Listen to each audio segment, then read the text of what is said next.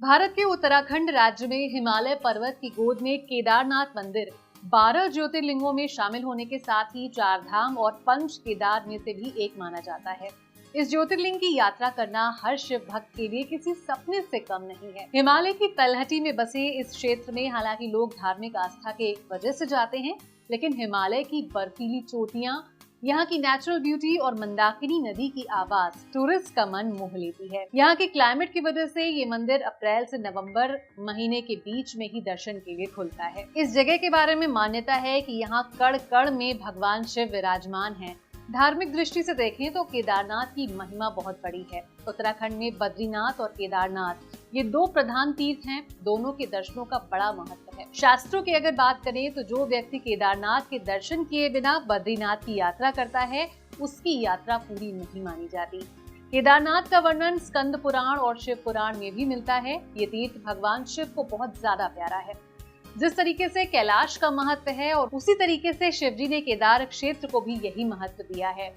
इनके दर्शन पूजन करने पर आपके सभी प्रकार के कष्टों से मुक्ति मिलती है और आपकी सभी मनोकामनाएं पूरी होती हैं, ऐसी मान्यता है। सनातन धर्म की आस्था के अनुसार केदारनाथ धाम को ऊर्जा का बड़ा केंद्र माना जाता है। ऐसा भी मानते हैं कि भगवान भैरव स्वयं यहाँ पर मंदिर की रक्षा करते हैं।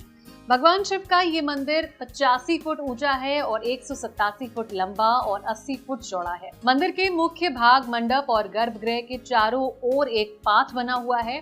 बाहर प्रांगण में नंदी बैल वाहन के रूप में विराजमान। कार्तिक पूर्णिमा के दिन मंदिर में स्थापित शिव प्रतिमा को उखी मठ ले जाया जाता है। केदारनाथ पहुंचने से पहले गौरी कुंड में स्नान का भी परंपरा है। गौरी कुंड के अलावा केदारनाथ में शिव कुंड, रेत कुंड, हंस कुंड, उदी कुंड ये सारे कुंड भी मौजूद हैं। भैरवनाथ जी के मंदिर की भी यहाँ बहुत ज्यादा मान्यता है। हर साल इन्हीं की पूजा के बाद मंदिर के कपाट खोले और बंद किए जाते हैं। मान्यता ये है कि मंदिर के पट बंद होने पर भैरव जी इस मंदिर की रक्षा करते हैं। मंदाकिनी नदी के किनारे बसा केदारनाथ मंदिर का 6 वर्ष पूर्व आई प्रलय के बाद बचना किसी चमत्कार से कम नहीं है। इस विनाश में सब कुछ ध्वस्त हो गया था। केदारनाथ मंदिर के पीछे पानी के वेग के साथ आई एक बड़ी चट्टान इस तरह कवच बनी रही कि मंदिर की एक ईंट को भी नुकसान नहीं हुआ। मंदिर को बचाने वाली इस शिला का भी नाम रख दिया गया, जिसे अब भीमशिला के नाम से जाना जाता है। अब केदारनाथ जाने वाले सभी भक्त इस शिला की भी पूजा अर्चना करते हैं। ये शिला मंदिर की परिक्रमा मार्ग के बिल्कुल पीछे बनी हुई है। यहाँ पूजन में शिवलिंग पर किया जाता है घी का लेप। सुबह सुबह भोलेनाथ की पूजा में शिवलिंग को प्राकृतिक रूप से स्नान कराकर शुद्ध घी का लेप लगाया जाता है और उसके बाद धूप दीप से आरती उतारी जाती है।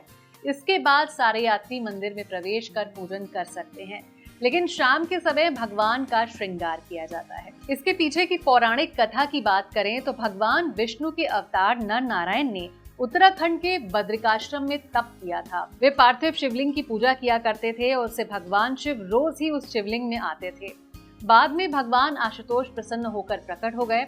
उन्होंने नर नारायण से कहा, मैं आपकी आराधना से खुश हूँ, आप अपना वांछित वर मांग ले। तो इसके बाद नर नारायण ने कहा कि अगर आप प्रसन्न हैं और वर देना चाहते हैं तो आप यहीं प्रतिष्ठित हो जाएं, पूजा अर्चना को प्राप्त करते रहें और भक्तों के दुखों को दूर करते रहें। उनके इस प्रकार कहने पर ज्योतिर्लिंग रूप में भगवान शंकर केदार में खुद प्रतिष्ठित हो गए और उसके बाद नर नारायण ने उनकी अर्चना की और उसी समय से वे वहां पर केदारेश्वर के नाम से पूरी तरीके से विख्यात हो गए। केदारेश्वर के दर्शन पूजन से सभी मनोकामनाओं की पूर्ति होती है। केदारनाथ में भगवान शंकर का नित्य सानिध्य बनाया गया है और यहाँ के दर्शनों की बड़ी महिमा गाई गई।